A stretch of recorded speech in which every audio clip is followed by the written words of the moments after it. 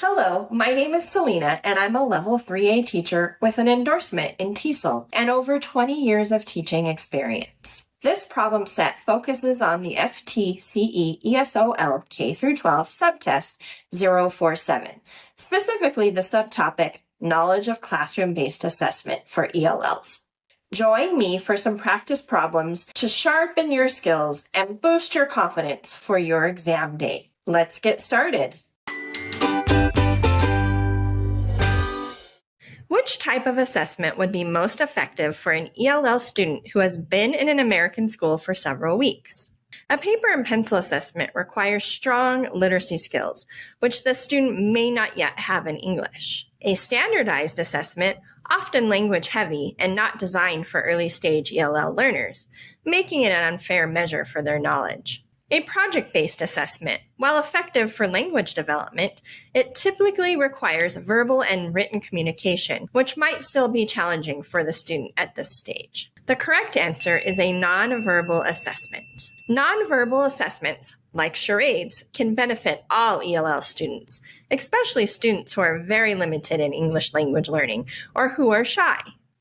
In order to provide equitable access to English language learner students, teachers should give ELL students extra time, daily assignments, or quizzes, use programs to translate all tests from English to a student's native language, use alternative assessments when testing ELL students, or not give ELL students any assessments, including state-level tests. The incorrect answers are give ELL students extra time, daily assignments, or quizzes.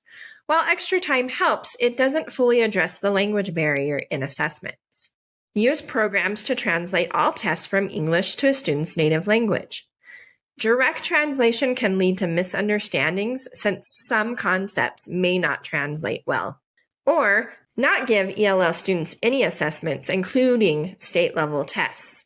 This would deny them the opportunity to demonstrate their progress and learning needs. The correct answer is use alternative assessments when testing ELL students. Equitable access to education is invaluable, and for this reason, it is important to ensure ELL students receive equal instruction and assessment opportunities. When necessary, content should be modified to fit their needs. Alternative assessments, such as portfolios, can help to assess ELL students' knowledge. Alternative assessments, such as portfolios, can help to assess ELL students' knowledge and retention of key concepts. Students are learning how to write complete sentences. They are given a worksheet with various sentences. In each, there are blanks that the student has to fill in with the words they think fit the sentences best.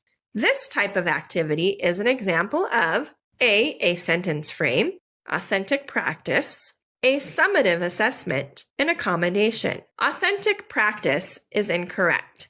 Authentic practice involves real-world writing tasks, whereas sentence frames provide structured support. A summative assessment is incorrect.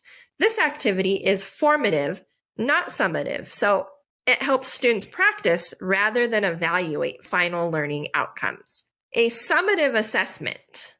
This activity is a formative, not summative, as it helps students practice rather than evaluate final learning outcomes. In accommodation. While sentence frames can support ELLs or struggling writers, they are teaching strategy rather than a formal accommodation. So our correct answer is a sentence frame. Sentence frames allow students to recognize structure of sentences within the English language. They have to use context and word knowledge to appropriately fill out the blanks in the sentences. These can be used as a formative assessments.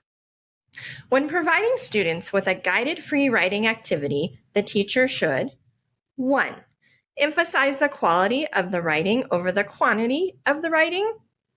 Provide the student with a grading rubric. Suggest that the legibility does not matter. Prompt the student to write as quickly as possible. Provide the student with a grading rubric.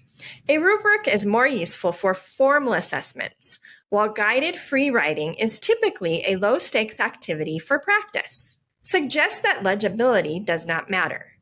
While content is the main focus, Legibility is still important for communication and readability. Prompt the student to write as quickly as possible. Speed should not be prioritized over thoughtful writing and organization.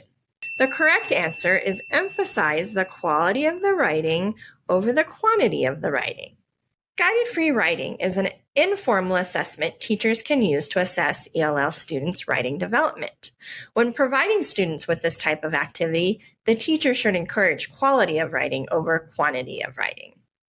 I hope this practice session has helped you feel more confident as you prepare for the FTCE ESOL K-12 Subtest 047, specifically the subtopic Knowledge of Classroom-Based Assessment for ELLs.